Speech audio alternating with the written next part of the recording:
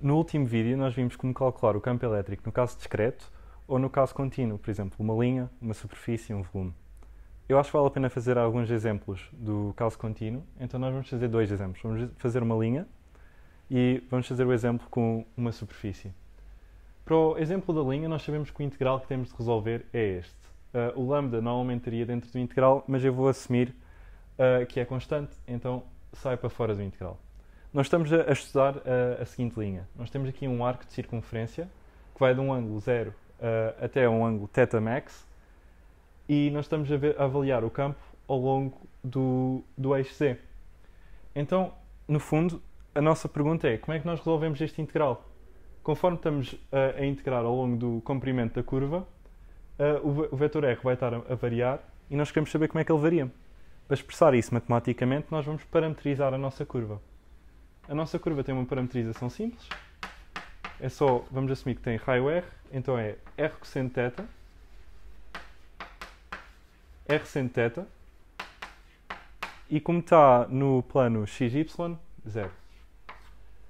E depois vamos dizer que o nosso θ varia entre 0 até aquele valor máximo, o θ max. Ok. Então, agora o nosso R, nós podemos dizer que ele está a partir aqui de um ponto S, de source, e que ele está a ir até este ponto Q de carga de teste, ok? Então o que eu estou a dizer no fundo é que R é igual ao vetor SQ. Mas isto, pronto, nós já sabemos desde o liceu que é só Q menos S. E agora temos de pensar o que é Q e o que é S. Bem, Q vai ser só Z ao longo de Z hat, ok? Que é só a altura. E S vai ser gama de θ, porque o que a parametrização faz exatamente é está a apontar da origem até um ponto na nossa curva. Ou seja, o que nós queremos para calcular o vetor R é Z hat menos gama de θ. E agora, pronto, eu aqui expressei desta forma de coordenadas, mas nós sabemos que podemos escrever isto como R cosseno θ x hat, R seno θ y hat. Então isto fica menos R cosseno θ x hat menos R seno θ y hat mais Z hat. Ok. Então nós agora podemos calcular este integral, porque já temos R e facilmente conseguimos calcular a norma de R, porque nós sabemos que quando integramos com uma parametrização, no caso de uma curva, a expressão vai ficar algo deste género. Fica KE lambda, integramos, e nós sabemos as bounds de integração, ou seja, é 0 a θ max, e nós agora podemos calcular a norma deste vetor. Então isto vai ficar R cosseno ao quadrado mais R seno ao quadrado mais Z ao quadrado, R cosseno ao quadrado, ou R ao quadrado cosseno ao quadrado mais R ao quadrado seno ao quadrado, isto está só R ao quadrado, mais Z ao quadrado, tudo elevado a 3 meios, em que o meio vem da norma, certo? Raiz, e depois já temos ali o ocu, e depois isto fica menos R cosseno θ ao longo de x, menos R seno θ ao longo de y, mais Z hat. E falta-nos uma coisa muito importante, que é, falta-nos o fator de escala de estarmos a integrar numa variedade. Agora vocês podem se questionar, usamos o fator de escala do produto interno de gama-linha ou o da norma de gama-linha? Neste caso vamos usar o da norma de gama-linha, ou seja, para os integrais escalares. E vocês podem pensar, mas isto é um vetor. Mas então aí temos de nos lembrar da intuição física daquilo que estamos a fazer. O que nós estamos a fazer é a ir ao longo da curva e a somar a contribuição de carga de cada bocadinho de curva. E a contribuição de carga é um escalar. Ou seja, nós estamos a fazer um integral escalar. Estamos a fazer 3 integrais escalares. Um para cada versor. E a nossa norma da velocidade vocês podem calcular, é bastante simples, fica só R. Agora é só resolver este integral. Agora vou separar em 3 integrais, E de x, E de y e E de z, em que é só a componente que está ao longo de cada um dos versores. Ou seja, E de x é KE lambda, e agora eu posso tirar o que não depende de θ do integral, que vai ser menos r ao quadrado, e aqui o denominador, r ao quadrado mais z ao quadrado elevado a 3 mais, e o integral é de 0 até θ max de cosseno de θ. E nós sabemos que a primitiva de cosseno é seno. Ou seja, o que nós temos de resolver é estas constantes todas. KE, eu vou passar o menos aqui para trás.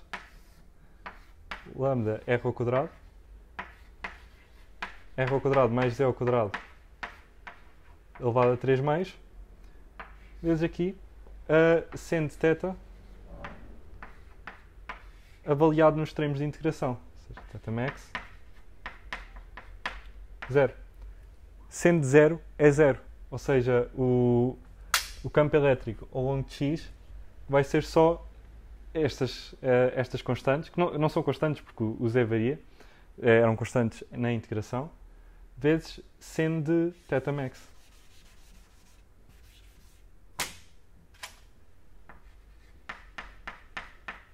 Calcular o campo ao longo de y é bastante semelhante. Tiramos o que não depende de θ para fora do integral e fica KE lambda menos r ao quadrado, e depois aqui o denominador, r ao quadrado mais z ao quadrado elevado a 3 mais, vezes o integral de 0 a θ max do nosso seno de θ. E como a primitiva de seno é menos cosseno, estes menos vão cortar e fica KE lambda r ao quadrado a dividir por r ao quadrado mais z ao quadrado elevado a 3 mais, e vamos avaliar o cosseno de θ nos extremos de integração, ou seja, θ max 0. Bem, cosseno de 0 é 1. Então isto vai ficar... vou só apagar isto aqui. Isto fica cosseno de θ max menos 1. E para nos certificarmos que faz sentido, nós podemos ver, ok, quando θ é 0, o cosseno é 1 e o campo é 0. O que faz sentido, porque quando θ é 0 é como se não existisse nada. E aqui seno de 0 também dá 0. Também faz sentido que quando avaliamos em 2π, seno de 2π é 0 e o campo é 0. E cosseno de 2π é 1, então este campo é 1. Porque por simetria, as componentes de um lado em x e do outro lado em y vão-se aniquilar. Agora, para calcularmos o campo em z, por questões de espaço eu apaguei o integral que estava lá, mas o campo em z não dependia de θ. Então ia só ficar KE lambda RZ a dividir por r ao quadrado mais z ao quadrado elevado a 3 mais, vezes o integral de 1 de 0 a θ max, que é θ max. E para nós termos a certeza que as nossas fórmulas fazem sentido, podemos olhar para alguns casos, que é, por exemplo, θ igual a 0, e em θ igual a 0 todos os campos desaparecem, porque nós estamos a considerar que não existe curva. E em θ igual a 2π, o campo ao longo de x e ao longo de y desaparece por simetria, mas sobra o campo ao longo de z, que fica aqui como fator de 2π, e se vocês compararem com o vídeo anterior, obtivemos exatamente o mesmo caso do que quando estudámos uma circunferência, que faz sentido. Também é de reparar que o nosso campo espacialmente só depende de z, mas se estivermos a deformar a curva também pode ser interessante tomarmos os limites quando r vai para mais infinito, por exemplo. No caso de uma superfície, temos aqui um cilindro finito, ou pelo menos a minha tentativa de desenhar um cilindro finito, e ele tem a altura L, e nós vamos calcular o campo ao longo do eixo Z, e escolhemos que ele estivesse posicionado, sem perda de generalidade, de forma a que metade do cilindro estivesse para cima e a outra metade estivesse para baixo. Ou seja, temos menos L sobre 2 para cada lado. Bem, o raciocínio é muito semelhante ao que fizemos para o caso de curvas e linhas. Ou seja, nós vamos começar por parametrizar a nossa superfície e o cilindro pode ser parametrizado do seguinte modo. Vamos assumir que o cilindro tem raio R, então é R cosseno de θ, R seno de θ, Z. É notar que eu estou a dizer cilindro e estou a falar de superfícies, então às vezes há quem chame isto uma superfície, uma casca cilíndrica, porque não é oca, não tem um interior. E agora nós temos de dizer onde é que o θ e o Z podem variar. Bem, o θ pode variar entre 0 a 2π e o nosso L, o nosso Z pode variar entre menos L sobre 2 a L sobre 2. Agora, nosso objetivo é resolver este integral. Como é um integral numa superfície, nós vamos precisar do fator de escala para superfícies, que vem da normal, do vetor normal. Ou seja, nós vamos fazer dg dθ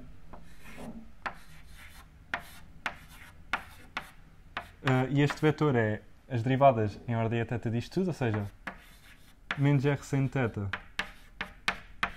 r cosseno θ, z. E agora fazemos dg dz, que é igual a 0,01. E o nosso fator de escala é a norma do produto externo entre estes dois. Ou seja, dg dθ externo dg dz. Mais uma vez, nós não estamos a falar de fluxos, então nós não estamos a usar o produto interno como fator de escala. Nós estamos a falar de carga, que é um escalar. Então o nosso fator de escala é a norma. Pronto. Então, nós agora, para calcular o produto externo, eu escrevi desta forma estrategicamente, porque nós assim conseguimos ver rapidamente qual é que é a expressão do produto externo. Nós estamos a calcular a norma do vetor R cosseno θ, e depois fica R seno θ, 0. E a norma deste vetor é r ao quadrado cosseno ao quadrado mais r ao quadrado seno ao quadrado, que é só r. Pronto. Nós agora podemos meter isto tudo no integral. Ou seja, o nosso integral vai ficar... fica k é sigma vezes o integral nas bounds da parametrização, seja de 0 a 2π e de menos L sobre 2 a L sobre 2, r a dividir por r ao cubo vezes o fator de escala, que é o tal dg dθ externo dg dz, que nós já calculámos e vimos que estava r. Pronto. E é este integral ao longo de dθ dz. Bem, nós agora precisamos de saber r outra vez. O raciocínio é exatamente o mesmo. Nós imaginamos um vetor que esteja a começar na nossa superfície e que aponte para um ponto onde queremos avaliar o campo. Ou seja, se eu chamar isto de R, nós sabemos que R vai ser igual à altura, ou seja, Z chapéu, que é o ponto onde queremos avaliar, menos o vetor que aponta para aqui, que aponta para a nossa superfície. Isso é exatamente o que a parametrização faz. Ou seja, isto é a expressão para o nosso vetor R. Nós agora podemos desenvolver isto porque sabemos o que é o G. E fica... bem, se repararmos, agora nós temos dois Z's, certo? E isto é um bocado problemático. Porque os Z's representam coisas diferentes. Isto é um Z que está a ser integrado. Este Z, ele vai desaparecer. No entanto, este Z é onde estamos a avaliar o campo final. Por isso, eu muitas vezes escrevo Z1 e depois de fazer as contas todas, apago um 1 e é o nosso Z. É só para distinguir das variáveis de integração. Mas então, o nosso vetor R fica menos R cosseno de θ x menos R seno de θ y mais Z1 menos Z ao longo de Z. Agora vou limpar o quadro para substituir isto na expressão.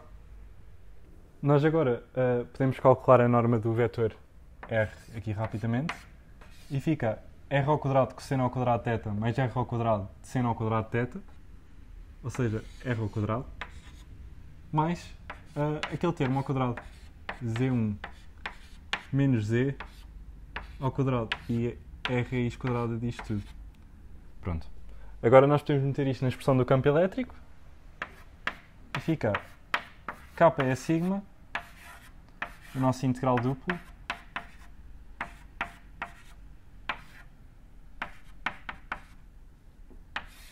metemos esta expressão no denominador ao cubo, ou seja, R ao quadrado mais Z1 menos Z ao quadrado elevado a 3 mais.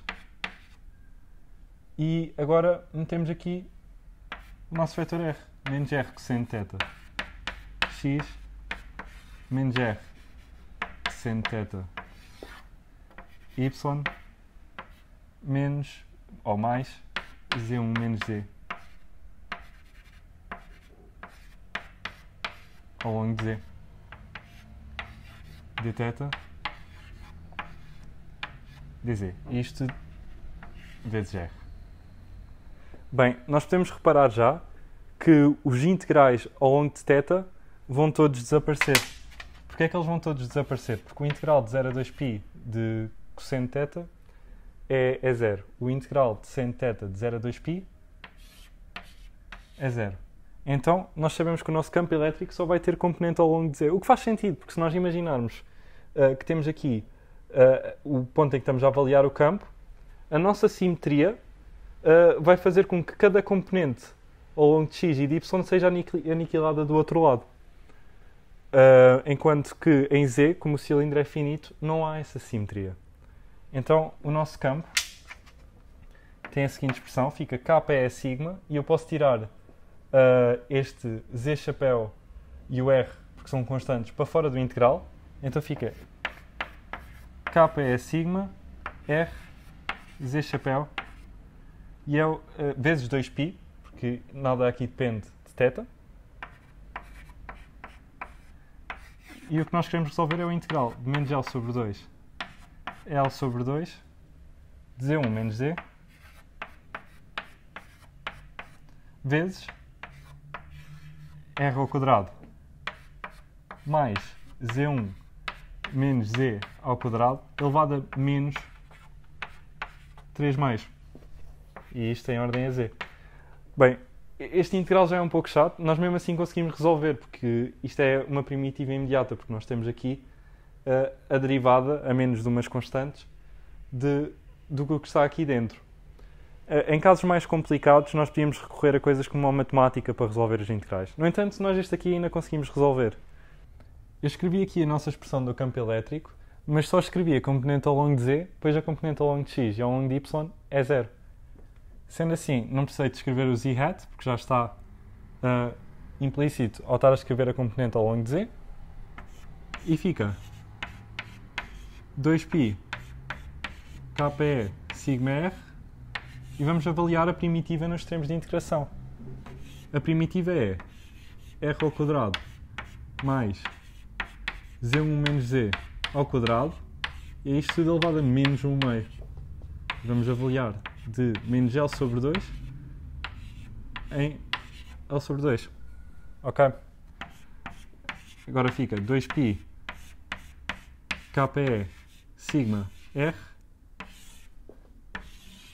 fica 1 sobre a raiz quadrada de R ao quadrado mais Z1 menos L sobre 2 ao quadrado menos 1 sobre a raiz quadrada de R ao quadrado mais Z1 mais L sobre 2 ao quadrado.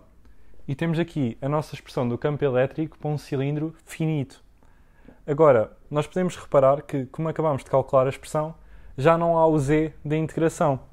Nós tínhamos chamado aqui de Z1 para distinguir desse Z que ia ser integrado.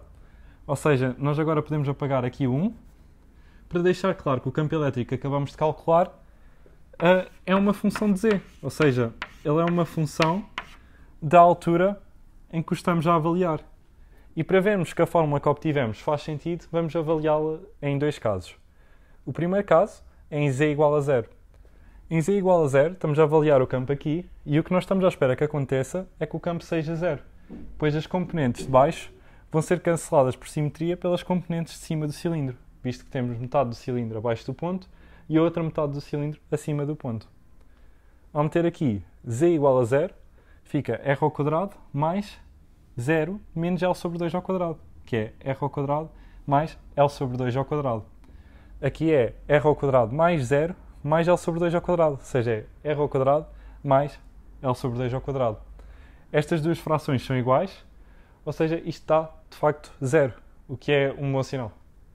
Agora, o segundo caso em que eu queria avaliar este campo é o caso do cilindro infinito. Um cilindro infinito corresponde a tomar o limite em que L vai para mais infinito. L sendo a altura que temos aqui. Tomando o limite em que L vai para mais infinito, como ele está aqui no denominador, o denominador vai crescendo, vai crescendo, vai crescendo e a nossa fração tende para 0. Esta fração também tende para 0. Ou seja, o campo total é igual a 0. E nós podíamos ter visto este resultado de uma forma mais simples, usando o teorema de Gauss. No entanto, nós agora conseguimos fazer uma interpretação bastante bonita, que é, no cilindro infinito, o campo é sempre 0, porque é como se cada ponto fosse um midpoint, ok? Num cilindro infinito, cada ponto é o ponto médio, de certo modo, porque corresponde a nós tomarmos z igual a 0 no cilindro finito. E nós assim conseguimos calcular um campo elétrico no caso de uma superfície e no caso de uma curva. Eu espero que vocês tenham gostado do vídeo e espero que tenha sido claro. Caso não tenham percebido alguma coisa, metam um comentário e até à próxima.